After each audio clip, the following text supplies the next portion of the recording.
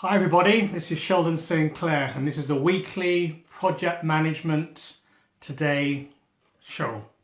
Apologies, I had some technical difficulties, which is why my show has been delayed by 5 minutes. So we'll see what we can do to make up some time and to finish at 20 past 8 as per schedule. Now, today's show is about project planning and the planning process, and how it can be used to plan your next event, whether your event is a sports event, whether it's a civic event, whether it's a seminar, whether it's kind of a webinar, whether it's a conference, any sort of event that you choose to set up. What I want to show you today is the mechanics of how to plan, what to look for, and a checklist that you can use. I'll give you a lot of the theory first of all, in terms of planning, in terms of different levels of plans, and then we'll do a case study at the end of this 20 minutes where I'll take you through an event. If you're kind of like, so if you're looking to have your next event, whether it's a Christmas fair or something, what you can do, what you can look out for. Okay, so I've got my clock and I've got my trusty glasses because I've got some reading to do. So we'll go through that. Okay, right. Putting this on. Well, I can see a lot better now. Okay, so let's see now. Planning really is aimed at, it's something that the project manager or you're given a project to do. Let's kind of like plan this event. Now, why do you produce a plan? Really, it's to show the organisation, it's to show your sponsor. Hi, Adam. It's to show your sponsor. It's to show people around you that you know what you're doing, that you understand the project, that you understand and appreciate the deliverables that you're going to deliver. It gives everybody kind of like a level of confidence and a degree of confidence that you know what you're doing. You're the right person for the job. Okay. And also you understand what you're delivering, the activities around it, the resources that you're going to use, the duration of this event, and the cost. Okay. Hi Roxanne, thanks for watching. Okay, so that's kind of like really the what. Now, in terms of the why, as I was kind of saying, it's kind of it's the organisation's got confidence that that you're competent in what you're doing. Okay, if they kind of like went away and kind of gave it a job and you went away and never heard from you, you just started the work. There's that level of confidence isn't there. Okay, you're producing something on a piece of paper, present it to them, and they can say, okay, then this guy kind of like knows what they're doing. They'll be giving us estimates on how much money we need to spend in terms of manpower, in terms of resources, in terms of materials, and in terms of dates as well. Okay, so that's kind of like really the why. It's showing evidence, it's bringing proof to somebody. When you're producing your event, or when you've produced events, what kind of documentation have you actually done? Have you actually produced? Has your project or has your event, was it successfully staged? Did it kind of like run into problems on the day or even beforehand? Did you find that before the event was staged, you were running around like a headless chicken? Okay, kind of like, spend a lot of time not really achieving a lot. Your team, did they know what their roles and responsibilities were? Okay, did you run over budget? In order to hit the deadline, did you find that you were working 2, 3, 4 o'clock in the morning? If these things have happened to you, then that's really an indication that your plan didn't exist, or if it did exist, it was a poorly created plan. Okay, so that's kind of like why kind of planning is important, and that's why I'm going to kind of like provide you some information today. So hopefully that can make your next event a bit more stress-free. Okay. Right, okay. So in terms of kind of plans, how many plans do we actually need? It depends on how big your project is. One can argue that you probably need about 3 or 4 types of plans. You've got your organizational plan, your strategy plan right at the top, and that's kind of like where all the key products are defined. That's where the benefits are stated. That's where your key deliverables kind of sit at the top of a triangle, top of an apex. You've got your business plan. Sitting underneath that, you've got a series of program plans, perhaps, sitting underneath that. And these are basically the activities that the program manager will use to deliver the business plan, the business strategy, the business goals, the business milestones, the business benefits. Yes. Now that kind of program will consist of a series of milestones. It will consist of a series of deliverables. It will consist of a series of benefits. Now, sitting kind of like underneath your program plan, you will have a series of project plans. And this is kind of like where you as a business project manager or an IT project manager will sit, and you'll produce your own project plans. And your project plans will be about what are your key products? What are your key deliverables? What activities are you going to use in order to deliver your key product or your key deliverables? Who's going to do the work? So your plan will consist of the resources that will be needed to perform the activities. What is the duration, the start and the end date of each of these activities that your resources will undertake and perform? And what are the costs for your resources to perform the activity, which delivers the milestones or products or deliverables that roll up into your program plan, that roll up into your business organizational strategy plan. And right at the bottom is your actual individual plan. So if you're running an event, the people that you've got, i.e. say volunteers or staff, they may have a plan. Okay, the plan will be a series of checklists, perhaps, or items for them to do. You know, you do this, you do that, you do this, and perhaps you do this afterwards. That's a plan. Yes. So, okay, so many of us are actually in our day-to-day work do perform, are project managers. You may not call yourselves that, but that's really kind of like what you are. Okay, so right at the bottom in your next event, the people that are working for you on the day, have they got a list of things for them to do? And do they understand that? Have you kind of communicated that to them? Have you sat down with them to say, well, on a day, this is what you'll be doing? And are they happy with that? So those are the from kind of like, that's the triangle of plans that you will have. Okay, right, now I'm going to do a bit of reading here. This is kind of like really the planning process in terms of how to go about producing your plan. So there are 5 points, and I'm kind of conscious of time that I'll kind of like whip through. Okay, so your plan, say you're a project manager and you're planning an event. Okay, what are your key, you've got to define your major products. If for instance you're running a, if you do, as an example, you're doing a Christmas party. Okay, your main product will be the food. That's a product. Another product will be the entertainment, and that could be broken down. And then the final product will be the people who you're going to invite. Okay. Oh, hi Beata. I thought you'd be tired, kind of like from your the presentation you did in Poland today. So well done. It was really, really good. It was really, really good. I think I answered about 2 words, but I can sense the passion in that, and the rapport you were building with the audience. So well done, you. Okay, so as I say, in terms of the 5 steps, the first step is to define your major products.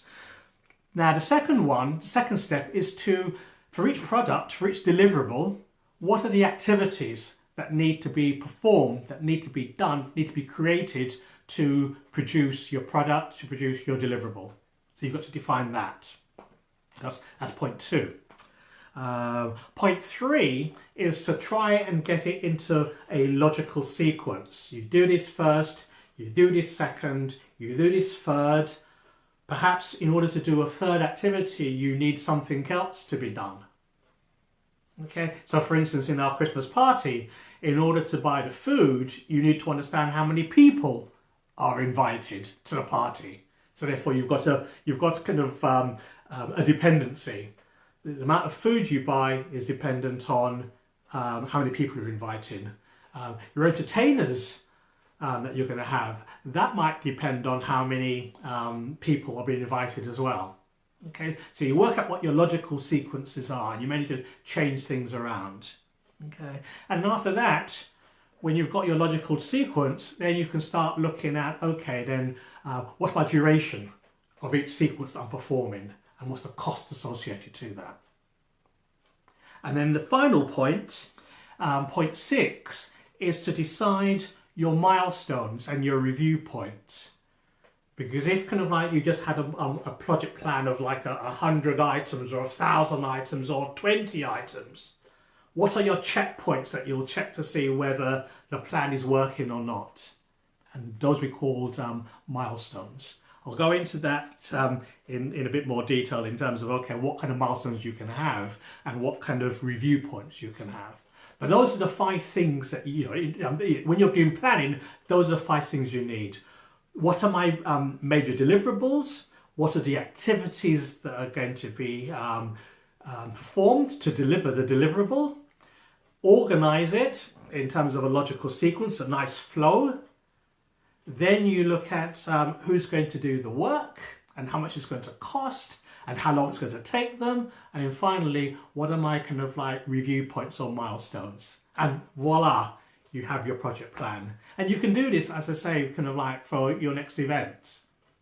Okay? Right. So, bear with me. Under why? Okay. Right. Sorry about that. I'm just looking at my extensive notes here, just to make sure. Yeah. Okay then. So got 5 minutes to go. Okay. So let's kind of like so that's the theory basically. That's the theory out of the way. Let's apply that to a case study. Let's apply that to an example. An example we're going to use is an event. Okay, now what kind of event are we talking about? Well, it could be a sports event, it could be an exhibition, it could be a fair, it can be a business event, a corporate event, a marketing event. You know, the planning process can be applied to all these types of events. Okay, and I suppose kind of like in this example, we're going to produce a program plan. No, in my notes I said program plan, but do I want to? Yeah, let's look at. Now let's be simple. We've got 5 minutes left. Let's make it a project plan, okay? And so therefore, so what we've got to do, we've got to define the major deliverables or the major products. So in our example, we'll have 4. We'll have an administration type of product. We'll have an operations product. We will have a marketing product, and then finally we'll have risk management as a product as well. Okay, so that's point 1. We define what our products will be. Now, what are the type of activities that we will perform to deliver each product? Okay, I'm just going to give an example of 3 for each of them. So in your administration product, your administration deliverable, the activities you can have could be around finance, in terms of producing a finance plan, a cash flow, for instance. HR, and that could deal with the recruitment of staff, the recruitment of volunteers, the recruitment of people to work on the day. That could be another activity. And then finally, what systems are you going to use? What systems do you need to create? What systems do you need to buy? Okay, so within the administration, those are examples of the type of activities you can use. And that will be in your project plan. So if you move on to the next product, which was operations, activities you can perform to produce that product, that deliverable, could be around the audience. How are we going to manage the audience on the day? Also, what are the technical and the production aspects that you can use or that you can do? So in terms of the mics, in terms of the systems, in terms of the sound, in terms of the cameras, in terms of the lighting. Okay, those are operational type of activities. And the program for the day, in terms of the speakers you're going to have or the videos you're going to show, again, these are activities that need to be performed in order to create your operations deliverable. The third deliverable is in terms of marketing. That's always a biggie in any sort of event that you're planning. And the activities we've got there that need to be performed is around your marketing plan. What does that look like? The materials you're going to create in terms of brochures, in terms of flyers, what does that look like? And in terms of sales, how are you actually going to capture sales for this event? You know, are you going to use LinkedIn? Are you going to use Facebook? Are you going to do videos? Are you going to do ads? Are you going to do any offline sales effort? You know, where are your sales going to come from? Okay, so these are the type of activities that you would have in your plan to deliver the marketing product. And finally, in terms of risk management, so risk kind of like probably sits at the bottom, and you're probably going to have like a risk aspect to all the, you know, to your administration. There'll be risk associated with that. In terms of operations, there'll be risks associated with that, and in marketing, risks associated with that as well. So in terms of risk, what are we talking about? So we're talking about in terms of compliance, whether it's kind of like food compliance, whether it's alcohol compliance, whether it's people, whether it's health and safety. So you've got compliance aspect. And then you've got kind of like the legal part in terms of contracts. So those are activities that you need to perform. Procurement, yes. And then finally, in terms of security, you probably need to hire third-party security. And again, what do those activities look like as well? Okay. And so therefore that's activity 2. Now in terms of resources that you're going to need,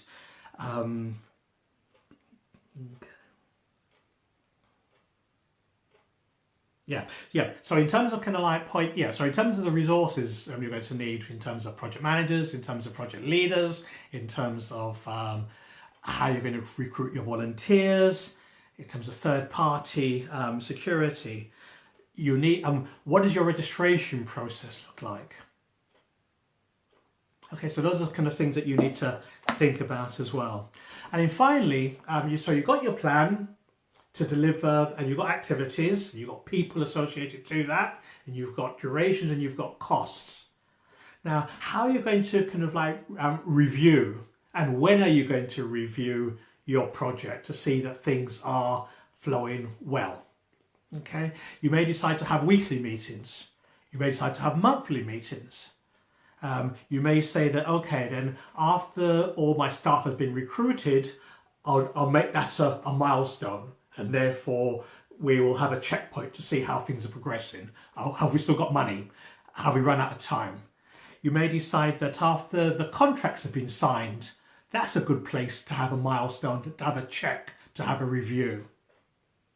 You may decide that after you've produced your flyers, after you've produced your brochures, that's a good milestone, and that's a good point to check your project. You may decide that, okay, after you've developed your ticketing system or your sales system or your queuing system, that's a good point to